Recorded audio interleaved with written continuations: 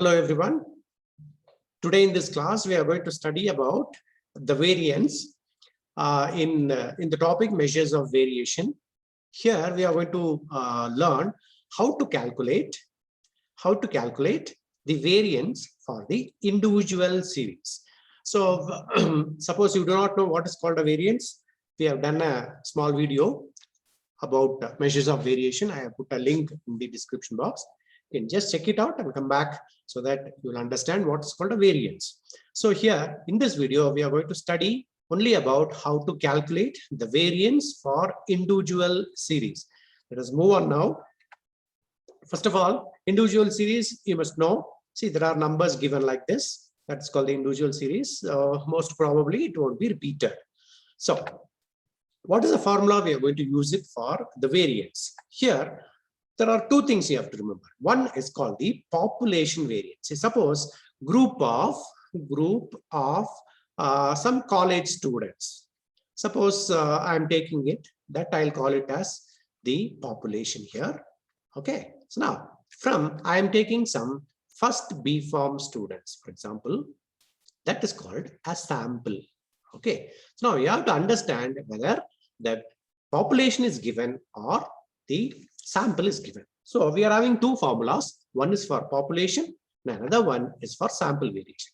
Only one difference you have to note it here. So this will be written as sigma x minus mu instead of x. For clarity, we are going to have this as x itself in the formula. So usually it will be denoted by mu. Okay, so mu means population variance. Suppose if it is x bar means sample, and when it is given sigma, you take it for granted it is from the population.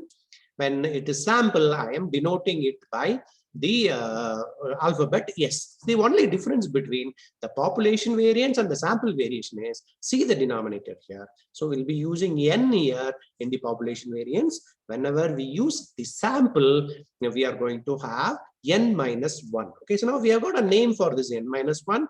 This is called Bessel's correction. Okay, so now why it is used? So it will reduce the ambiguity here, right? So now n1 instead of n is called Bessel's correction. So now we are going to do a small video for Bessel's corrections also, then which is used in the case of a sample. For time being, you remember whenever we have a sample variance, we are going to use n minus 1. Right. Sometimes mean of population is denoted by the letter mu.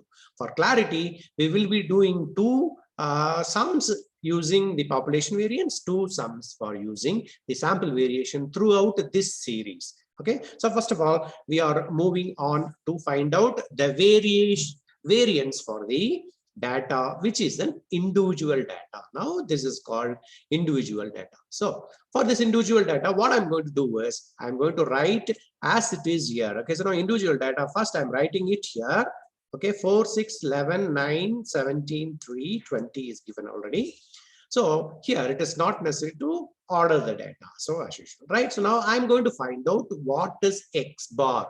X bar here is nothing but your mean. Okay, so now X bar is here your mean. Okay, so now I'm going to find it out. So when it is a population, I'm going to find it out. That's called the mu. Okay, so now for clarity, we are going to have this as X bar itself here for the population as well as for the sample also. So what I'm going to do now? So I'll be totaling it first. Okay, so now total this X. So it comes around 70. How many numbers are there here? That is called n. N is 7 for me. So I have calculated the mean as 10. So this particular mean, I am going to subtract it from each and every value. See, I'm going to show the first value. It is 4 minus 10. I'll have to write minus 6. So I am going to write the first value here. Okay, 4 minus 10, that is equal to 6 here. So I have completed here. So then what I'm going to do here is I'm going to write 6 minus 10. So I will write the next column as well as come for this particular column. Okay, now square this 6. So because x minus x bar the whole square is given here, so I'm going to square it. 6 square is 36. Similarly, I'm coming for this column now. It is 6 minus 10 minus 4. Minus 4 the whole square will be 16. Similarly, I am doing for the other one. See, 11 minus 10, 1. 1 square is 1. Now 9 minus 10 is equal to minus 1. So minus 1 whole square is also 1. Then 17 minus 10 equal to 7. That comes around 49 here. 7 square is 49. So now 3 minus 10. So it should be supposed to be minus 7 here. Okay, so minus 7 and minus 7. The whole square will be 49 here. 20 minus 10, it is 10. 10 square is 100. So what I'm going to do is I'm going to add this particular column because my sample variance says sigma x minus x bar the whole square divided by n minus 1. Please note down here, I have taken a sample here. Okay, I'll take this as a sample.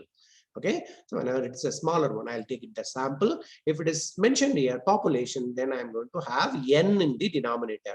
So how many number of items here present here? 7. So I'm going to divide n minus 1 and sigma x minus x bar. I got it already. I'm going to total it. So total comes around 252, right? So I can just calculate whether it's coming 252, and I'm going to divide it by n minus 1. It is nothing but 250 divided by 6. So my variance for this individual data comes around 42.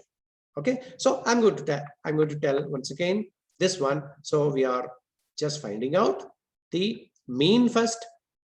Just subtract mean from each and every value of the x here and square the value on right sheet here, and this total this particular column, that I'll call it as the sigma x minus x bar the whole square. That's the numerator. I'm going to write the numerator as 252 because this column's total comes around 252. Then I'm dividing it by 6. Where from this 6 is coming? N minus 1 is 6 because n is equal to 7 for us. So n minus 1 will be 7 minus 1. So I'll be having 6. So I'm going to just divide this 6. So I'll be having 42 as the answer here. Okay, now this is how we will calculate the variance for the individual data. So thank you very much for watching this particular video. We'll be doing another video for the variance for discrete data and also a separate video for variance for the continuous data. So if you have any doubt, you just put it in the comment box so that we can clear your doubts by putting another video. Thank you very much for watching. Kindly subscribe to my channel. Thank you very much. Have a good day.